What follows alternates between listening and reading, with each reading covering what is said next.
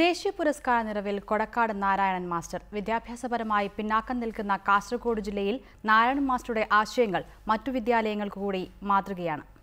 ദേശീയ അധ്യാപക പുരസ്കാരം അരൈ ഗവൺമെന്റ് യു പി സ്കൂളിലെ പ്രധാന അധ്യാപകൻ കൊടക്കാട് നാരായണൻ മാസ്റ്റർ തേടിയെത്തിയപ്പോൾ അത് ഒരു നാടിന് ലഭിച്ച അംഗീകാരം കൂടിയായി മാറി.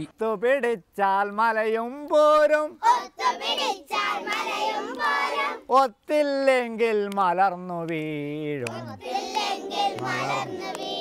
വിദ്യാർത്ഥികളുടെയും സ്കൂളിന്റെയും വികസനത്തിന് വ്യത്യസ്ത ആശയങ്ങൾ നടപ്പിലാക്കിയാണ് കൊടക്കാട് നാരായണൻ മാസ്റ്റർ ജനപ്രിയനായത്.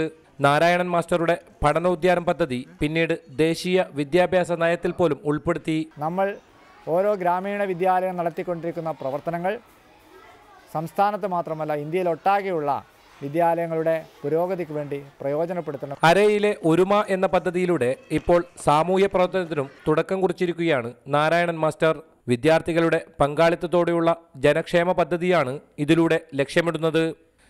ക്യാമറമാൻ പ്രവീൺ ധർമ്മശാലയ്ക്കൊപ്പം KV ബൈജു, റിപ്പോർട്ടർ, കാസർഗോഡ്.